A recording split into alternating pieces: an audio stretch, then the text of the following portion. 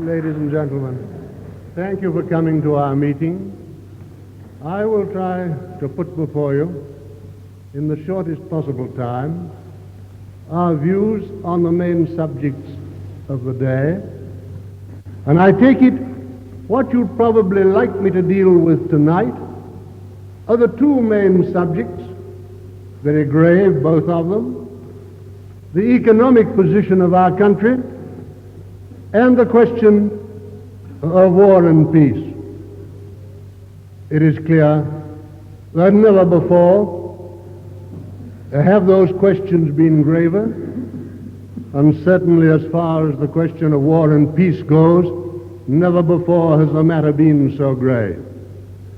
We're living, my friends, in terribly serious times, and these questions should be discussed in a serious way.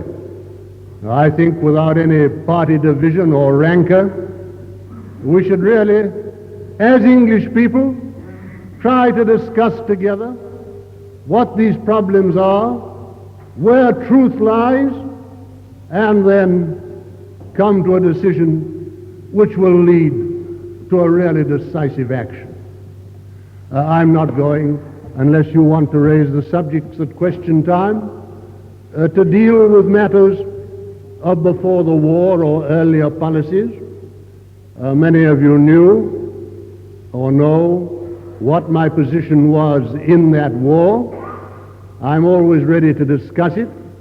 Nothing pleases me more. I was a soldier and airman in the First World War, and I spent most of the Second World War in jail because I tried to prevent the next generation suffering what we had suffered. And in brief, I might say in passing, that the reason of my opposition to that war was twofold. The first, that I believed it would lead to the loss or effective loss of British Empire, or anyhow its grave impairment. And the second reason was that I believed it would create a Russian world power, communist world power, as a menace to this country and to the whole of Europe. But what concerns us tonight is what we're to do now in face of a problem even graver, far graver in fact, than that which confronted us in 1939. Now, with your permission, I'll take first the economic situation and then come later to the international position and the prospects of peace. Economically, it's not so easy to see our way, because Britain is still living in a boom, artificial as I believe, temporary and very dangerous, but still a position in which the majority of our people feel, as the Prime Minister put it the other day, that they never had it so good. And therefore, those of us who believe that in fact the underlying situation is very dangerous, very serious indeed, are up against a public opinion which is far more light-hearted and carefree in these matters than before the war, when the situation was much less dangerous, but when we had unemployment running sometimes up to 2 or 3 million people. Well, now let me tell you very briefly why I believe this situation is so grave. It's for me rather an old story. Some of you may have heard the first things I have to say before, long ago from me, not in this hall, but in its predecessor, the old Free Trade Hall. Because I resigned from the Labour government so long ago as 1930, when as the youngest minister in that government, I was charged with dealing with the unemployment problem, because I believed sooner or later a situation would arise in this country of real menace, of real danger, and that a complete reconstruction of our economic system and national life was necessary. In fact, I started from that point of being given the unemployment job at 32 years old, finding, as I thought, that it was easily soluble, but that it was necessary to have not only a change in our economic system, but sufficient change also in the system of government to enable government to act on the great scale which was necessary. And when I found in the government of that day, on the House of Commons of that period, in both parties, I'm not blaming one in particular, that they'd neither accept the policy I suggested or produce any policy of their own.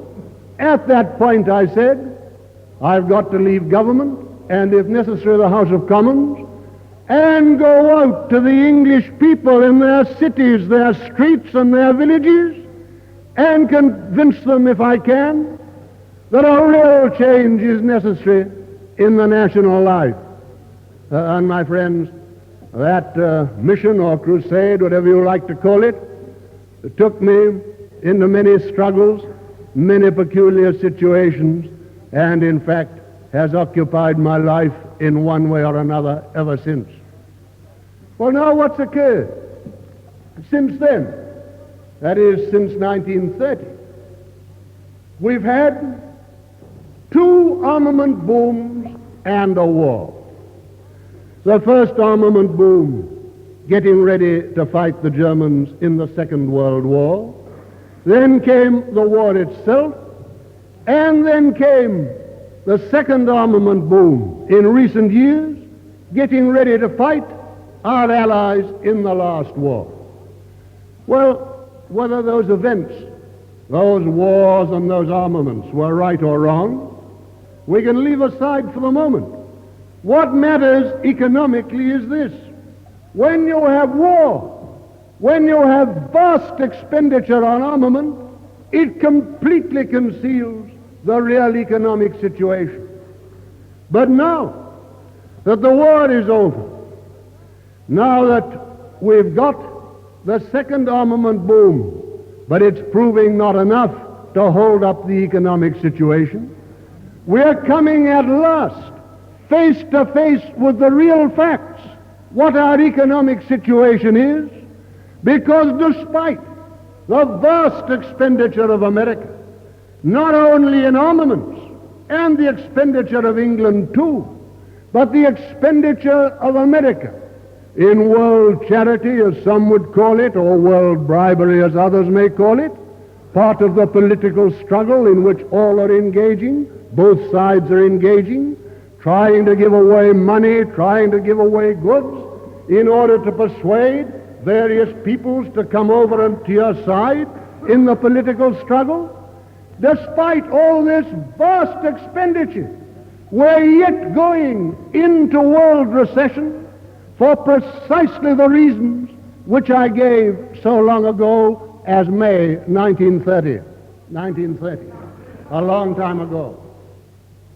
Now let us see precisely what those reasons are, how they affect England in particular and the world in general.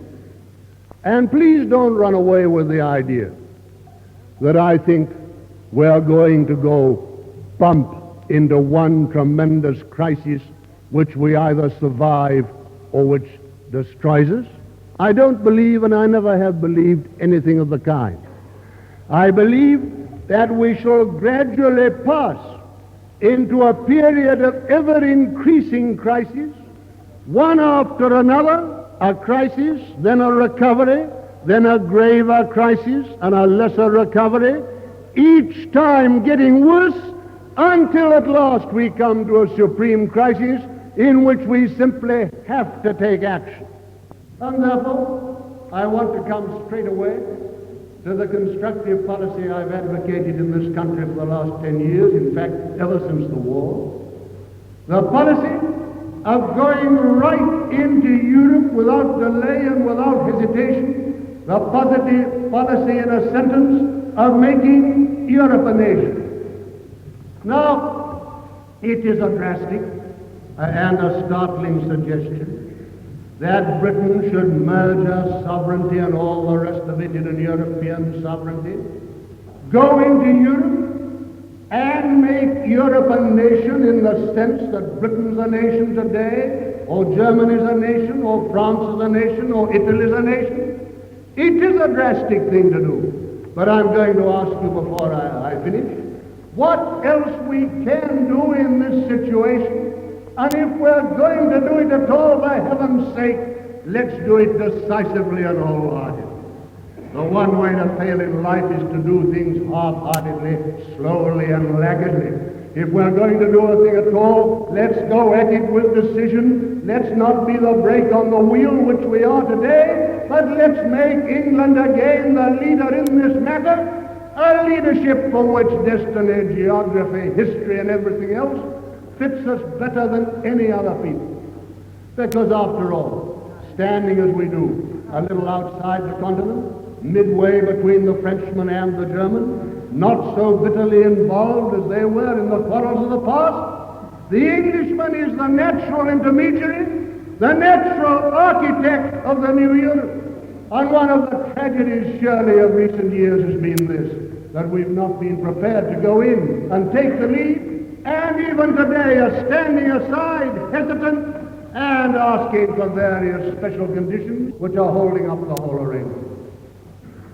That whether you agree with me or whether you agree with other policies, please do something about it. We're coming into a serious moment, into a great phase and a great age. Something's got to be done to save England and to save Europe. And I beg of you to go away from this meeting tonight, not simply saying yet another meeting, and here are a few policies and a few interruptions, but saying what are we going to do about it as English people to fulfill our duty to our country, to Europe and the world. How are we to play our part? And whether you agree with us or not, to do something about it. And if you agree with us, to come to us and tell us so, because in our ranks you'll have opportunity to serve this country, not acting under anybody's orders or command, as is sometimes alleged, mine or anybody else's. We simply ask you to advocate the policy you've heard tonight, if you agree with it. We ask you to act under your own leadership, forming your own groups, forming your own districts if you wish to do so, or working in existing groups or existing districts if you'd rather work with those who've already begun. But at any rate, you'll find what you find in no other movement, a movement of men and women utterly dedicated to an idea, to the service of their country and of Europe. And I ask you to come in, take the leadership in your own town, your street or village, and do something for England before it's too late.